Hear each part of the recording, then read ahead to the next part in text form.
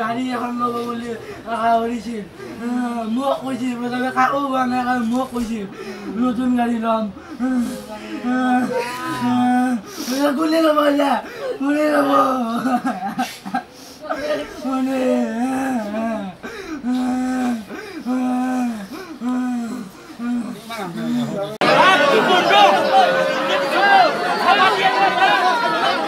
চাহখিনি যাবি পাতিছোন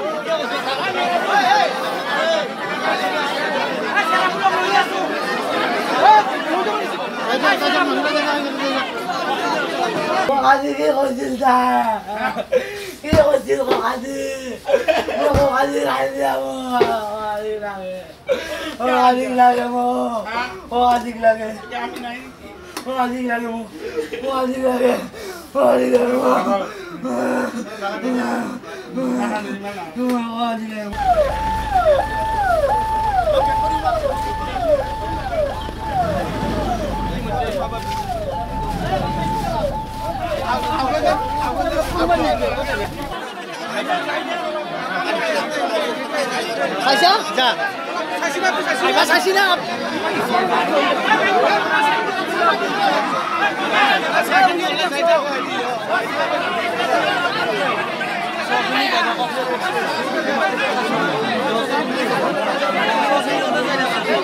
অভিনেত্ৰীজন একবাৰ মানে খবৰ ল'লে আমি খুব মানে শান্তি পালোঁ হয়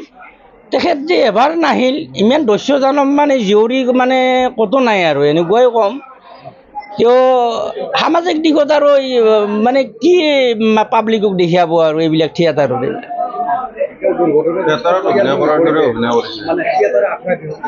আশাৰৰ পৰা আহি থাকোঁতে তাই ডিং কৰি আহিছে আহি কিনে মোৰ ভতিজাক এক্সিডেণ্ট কৰিছে তাৰপিছত প্ৰশাসন আহিছে তেওঁ নামি আহি প্ৰশাসনক দম দি প্ৰশাসনক মাতিছে আমাৰ ল'ৰাক দম দিছে ধৰিছে দম দি প্ৰশাসনে আমাৰ ইয়াক মেডিকেল পঠাই দিলে প্ৰশাসনে তেওঁক কিয় মেডিকেলত লৈ যোৱা নাই তেওঁক যাবলৈ কিয় দিলে তেওঁতো আগত কিবা অলপ হ'ব পাৰে তেওঁ মেডিকেল নাই কৰা কিন্তু আমাৰ ভাইটিজনক মেডিকেল পঠাই দিছে তেওঁ ধুনীয়াকৈ ঘৰতে শুই আছে যে এতিয়ালৈকে মানে মানে মানে খবৰ ওলোৱা নাই মানে সন্ধিয়া আৰু মানে আখৰৰ পৰা আহি আছে আহি থকাতে মানে শৰাইঘাটে ব্ৰিজত মানে তেওঁক আটক হৈছে এনেকুৱা মৃত্যু হোৱাৰ পিছত আটক হৈছে তাৰপিছত মোবাইল ছুইচ অফ কৰিছে নেক্সট তাৰপিছত এনেকুৱা MLA হে মানে মানে মন্ত্ৰীহে তেওঁক মানে ভিডিঅ' কৰি ধুনীয়াকৈ লৈ গৈছে কিয় তেওঁ এটা মানে হত্যা কৰিছে হত্যা কৰাৰ পিছত হেণ্ডকাফ লাগে কিয় নিয়া নাই আৰক্ষী প্ৰধান আৰক্ষীক মই এইটো প্ৰথম প্ৰশ্ন তেখেত মেনেজ হৈছে নেকি আৰু তেওঁৰ 4-5টা কেছ মানে মই থাকা বুলি নিজতে পাইছোঁ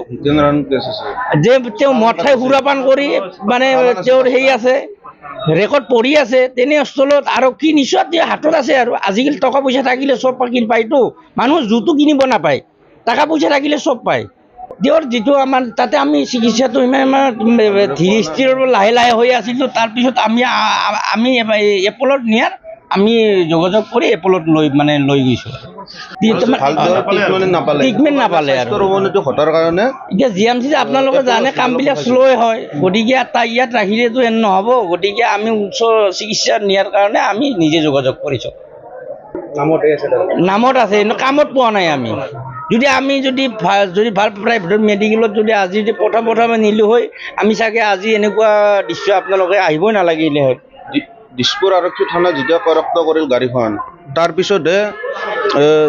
নন্দিনীৰ দেউতাক খবৰ ল'ব আহিছে এনে 3-4 দিন কোনো খবৰ ল'ব অহা নাই